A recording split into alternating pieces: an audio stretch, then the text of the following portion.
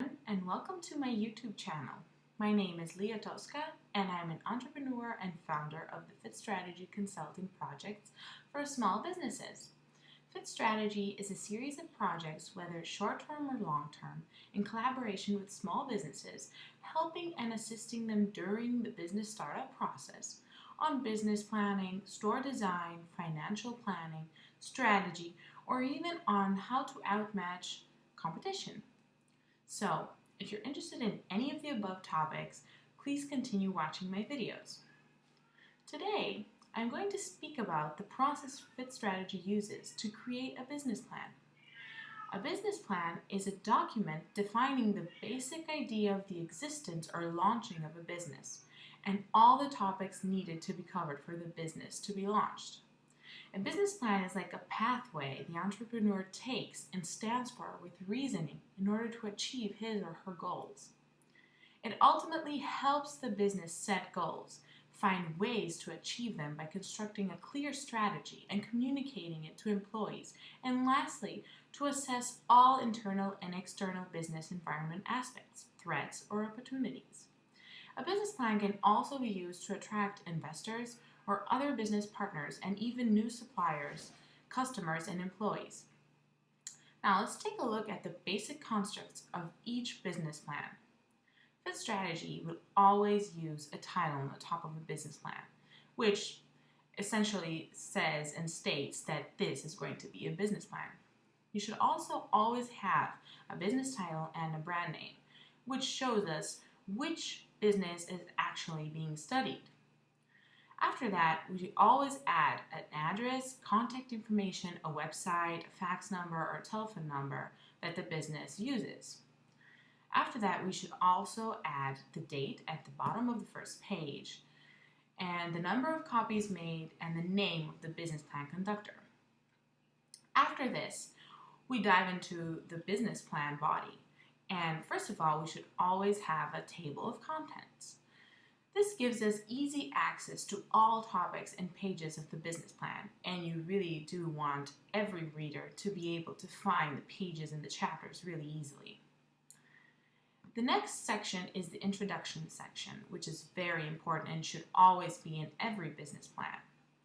The introduction essentially helps the reader grasp every little detail in a summary in just one page of what is being said in the business plan. So the introduction helps grasp the attention of the 1-minute reader.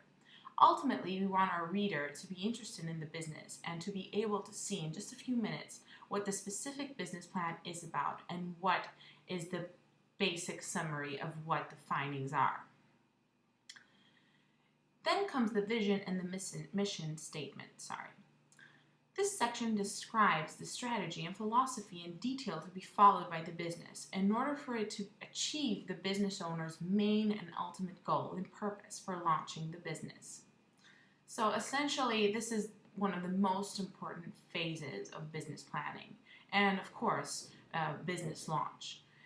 The vision and the mission should always be communicated from top to bottom, from bottom to top. So throughout all aspects of the business, everyone should be aware of what the vision and the mission of the business is, from employees to investors to business partners. Also, customers are also aware of a business mission or what it stands for or what its goals are. So being clear about your vision or your mission in your business plan will ultimately help you in the long run, because by stating your goals and by stating why you're opening this specific business, then you're putting in line every other aspect of your business, every other department, and everyone will be working in order for this goal to be achieved. After the vision and mission statement comes the general description of the business. So in this section, we want to know who is behind the business. Is the business new or did it exist formerly? Who is the target audience? Who are the target customers? So, for example, are we targeting young children? Are we targeting parents? Are we targeting let's say senior citizens. We want to know who the target customers are, essentially to help us develop the right and correct product or service for them. We also want to know in this section what products will be offered. So after defining our key customers comes the period where we start developing our products or services that will help their needs and will accomplish our goals as well. Also, how will these products or services be offered? So we want to know what the procedure will be. After this stage comes the product or service program stage. So in this stage, we're going to give detailed description of the products and how they will be manufactured or how they're going to be offered. So for example, will the business have suppliers or will it manufacture its own products? Will it be innovative products? Will we have a research and development department, for example, as well as patents being developed? So if we have patents involved, we want to secure the business against businesses that will copy the patents or other competitors. This is also a very important stage of the business plan because essentially we're describing what the main product or service will be and what it will look like, how we're going to have it in the business. Are we going to manufacture it? Are we going to have it brought to us from suppliers? So we want to know the main characteristics of the products or services. Next stage is the marketing program, which is another very important section. It consists of market analysis, which is a very broad area. But market analysis is essentially using a lot of tools and business techniques to pinpoint and analyze your market. In this stage, we want to learn about who are the key customers, who is the target audience that our business is offering the products to. So we have to gather in this stage a lot of demographic characteristics, a lot of information about the customers that we're targeting and where they come from, what kind of education level they have, what is their salary, how much money are they willing to pay for products like the ones we're offering, where do they buy the products that we're offering from now, and how much they're willing to spend or how often are they going to buy our products. So this can be done through surveys or through online forums, or even if some customer buys something, we can ask him a few questions of where he's visiting from, where does he live, or what decade is he born in, so to get some demographic characteristics. And we should also have these documented so we can have a basic outline of who is our key target customer. By knowing who our customer is and knowing a little bit more about him besides what he usually buys from our store, will help us gain a lot of access and information into what his needs are, how much he's willing to pay for the products, how we can help our products become better for him. After that, we also have to talk about the 4 P's of marketing.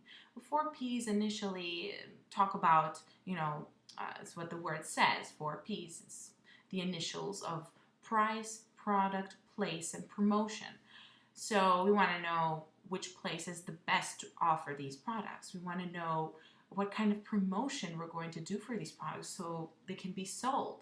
We want to know the price that the customers will actually be able to give in order to buy these products. And of course, there is the product, which is essentially at the center of the whole process of launching a business. And of course, market analysis consists of also competition analysis. So after doing all of the rest we previously talked about, you should also have in mind what other competitors are there on the market already. Is there someone doing exactly the same thing as you? Then you have to differentiate yourself in some way and try to communicate that to customers. Do you want to outmatch your competition? Again, this is a very complicated strategy to outmatch your competition. There are a lot of key aspects you should, acknowledge. And it's a very deep process that we will be covering, in a different course on a different time. But it's a very main section of market analysis to essentially know who you're playing against. And you should always know that you should keep in mind what your competitors are actually doing, or what stage are they in, or maybe a few moves that they might take in action, so as to figure out what your counter moves will be. Okay, and after the market analysis, of course, comes the management program. So in your business plan, of course, you're going to have to state who will be in charge of what, who are the business partners, what points of management will they have, how will the business be managed, what kind of employees you will have, and the levels of responsibility. So this has to be a very well stated area. Also, another very important stage of the business plan following the management program is the financial program, where we will be stating a balance sheet, all our assets, financial forecasting for future years to come, or maybe even a 6-month financial forecasting, or a 3-month or a month forecast ahead. We will also be stating budgeting and cash flows. So you should be very interested in this area as well, as it shows the business's economic health, development, and in the early stages, or if we are in let's say the next stages of a business plan. For example, a business wants to bring in more investors, it will have to have these balance sheets, or the budgeting, or the cash flows from previous years, in order to demonstrate to investors that this is a good investment to invest in, or you should become a business partner of this business. So this is a very important area where we show how well the business is going, or how well the business is hoping to go. It's an area, though, that is static, so one has to be very careful and paying a lot of attention to the numbers and to the periods, and of course interest rates as well. So to wrap up, this was your Business Plan 101 from Leah Tosca and Fit Strategy. We hope you enjoyed the class, and hope to see you again in one of my next courses and on my YouTube channel. Thank you.